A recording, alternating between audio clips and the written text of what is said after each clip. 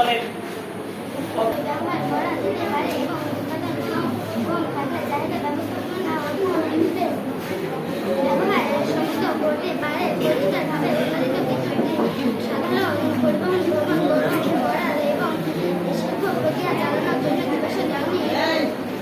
প্রতিস্থাপন করতে পারে যার মাত্রা পূর্ব থেকে প্রায় 50% বাড়ছে এবং তা অনেক বছরে দেখা যায় যে জলবায়ু পরিবর্তন পরিবেশের উপর ক্রমাগত বড় প্রভাব ফেলছে। মরুভূমি সহিংসা হচ্ছে এবং তা প্রবাহ ও বন আগুনের ঘটনা আরও ঘন হচ্ছে। এর ফলে আমরা সচেতন হতে পারি।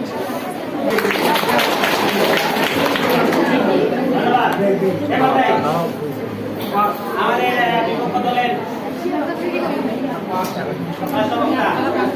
প্রধান বক্তা বক্তৃতায় বলেন রাগি দলে তার সত্যিকারী যুক্তি উপস্থাপনার মাধ্যমে আমরা এই যুক্তি কন্ট্রোল করতে পারবো। দেখা যাক সর্বশেষ বক্তা কি বলে, তার যুক্তি উপস্থাপন করার জন্য প্রধান বক্তা। আমাকে কথা বলার জন্য ধন্যবাদ আপনাদের। দুর্যোগের কারণে সমুদ্র পৃষ্ঠে পানির উচ্চতা বৃদ্ধি পাচ্ছে। ধরন তৈরি করার আগে অঞ্চলের একটি হাসপাতাল দরকারি, কারণ সেখানকার দরিদ্র জনগণ টাকা সেভাবে শহরে চিকিৎসা করতে পারে না। এখানে যদি এলাকার স্থানীয় জনগণ একজোট না তাহলে কিন্তু এলাকার হাসপাতালটি প্রতিষ্ঠা করা সম্ভব হবে। তাছাড়া আমরা বিপক্ষ বন্ধুদের মনে হতে পারে এই ছোট ছোট স্থানীয় উদ্যোগ কিছু করতে পারে না, কিন্তু বিপক্ষ বন্ধুরা জানে না এই ছোট ছোট উদ্যোগই বিশ্ব কাঁপাতে পারে।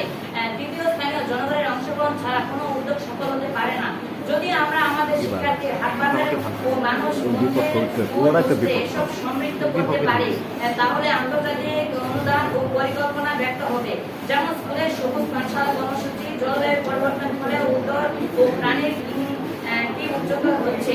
এছাড়াও আমি আমাদের বিপক্ষ দল বন্ধুদের একটি মাত্র প্রশ্ন করতে চাই, আমাদের জলবায়ু পরিবর্তনের ফলে মেরু অঞ্চলের বরফ গলে যাচ্ছে, তাছাড়া যেখানে পানি হওয়া দরকার সেখানে খরা হচ্ছে এবং যেখানে বৃষ্টি দরকার নেই সেখানে অতিবৃষ্টি বা অনাবৃষ্টি হচ্ছে।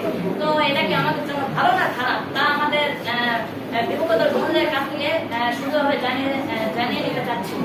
ধন্যবাদ।